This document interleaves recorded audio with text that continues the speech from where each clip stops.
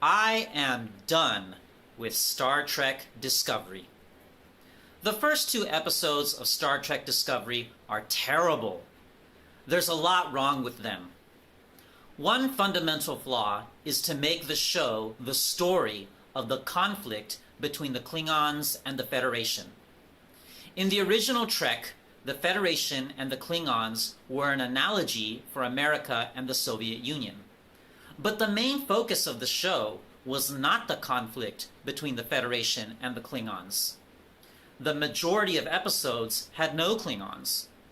The focus of the show was the Enterprise exploring space. The show was not the chronicles of the Federation-Klingon conflict. Star Trek Discovery appears to be the chronicles of a Federation-Klingon war. Star Trek is not a science fiction action adventure show. It's a science fiction show that sometimes has action and adventure. The main character is the first officer. There's so much focus on her that the show should have been called Star Trek Burnham. But that's another flaw. The main character should be the captain who leads an ensemble. Burnham isn't even the captain. The expensive visuals and set pieces look good, like a big budget movie. But the emphasis seems to be on spectacle instead of storytelling. There are too many slanted camera angles. There are also too many camera pans and lens flares. Everything is dark and monochromatic, so this show doesn't even look like Star Trek. There's a character who is in between Vulcan and human culture, and she even does a space jump. But we've already seen that in previous Trek.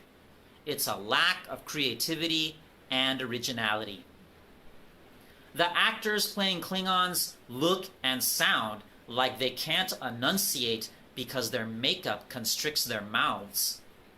They wear so much mask or makeup or both that they have no facial expressions at all. They can't. In a completely unnecessary scene that takes too long, we meet the captain and first officer doing something which has nothing to do with the rest of the plot. In one scene, two Starfleet officers decide to take an enemy prisoner and use them as a bargaining chip. Starfleet isn't supposed to take hostages. In another scene, Starfleet authorities look like dark and mysterious villains. Then they sentence an officer to life in prison for mutiny. Life for mutiny? A fight scene with Michelle Yeoh is choreographed and filmed terribly. It's very disappointing since Michelle Yeoh has been in plenty of action scenes in her career. The Klingons have literally black skin. All of the Starfleet uniforms are blue, and in one scene, two Starfleet officers are wearing black vests while shooting Klingons. In other words, they look like cops with tactical Kevlar vests. In other words, the cops are the blue human lives that matter, and they are the good guys. The Klingons are not human, have black skin, and are the villains. One of the writers was quoted as saying that this show was going to be darker because real life is dark. Star Trek isn't real life. Star Trek is allegorical. Star Trek is a vision of an ideal life. Star Trek is a vision of a future where humanity has solved all of our problems. It's a future that we can aspire to.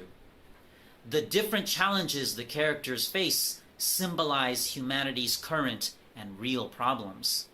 In Star Trek, people work together for good. If Star Trek Discovery is a show where many characters sometimes cooperate with each other and sometimes betray each other, and there are often no good choices, but just a bunch of bad choices, then it's not Star Trek. It's Game of Thrones in space. It's The Walking Dead in space. Now, let's look at the third episode. It's terrible. Star Trek is not one continuous story. It's supposed to be episodic. Everybody's dialogue is snarky and sarcastic. Everyone and everything is dark and brooding. The fallen hero looking for redemption is a tired cliche. Her nervous roommate is a tired cliche. This episode is a standard action movie. No originality, no creativity. Only one of the prisoners, not all of them, had motivation to attack Michael. The CG monster looks terrible. All the CG looks terrible. It's correct, but it's clearly CG. It doesn't look real. There's a literary quote that goes on too long, and then they go back to it again at the end. It's like stretching out a joke until it's not funny, or in this case, using something until it's boring. There's finally something good at the end when we finally get some science fiction. But then the episode falls back on its usual dark blandness. Star Trek started to go downhill when DS9 made the Klingons the enemy again. Again, the conflict between the Federation and the Klingons was an allegory of the Cold War. But after the Soviet Union ended, it was time to do something else with the Klingons. Now they're making the Klingons the enemy again. Again, no creativity, no originality. Furthermore, the show then became an action show set in space. Again, Star Trek is science fiction set in space that sometimes has action. Finally, the fourth episode of Discovery began with spectacular visuals that had little to do with the rest of the story. At first, I thought the visuals had to do with the new transportation technology, but instead, it was something much more mundane. All spectacle and no plot. Style over substance.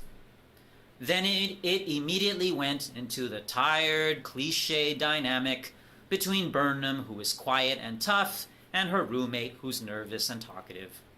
Again, no creativity and no originality. At that point, 3 minutes into the first episode, I decided that I'm done with Discovery.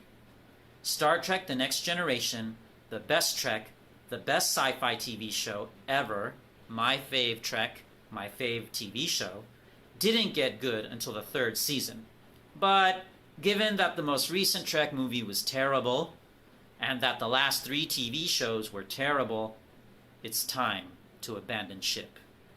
It's dead, Jim.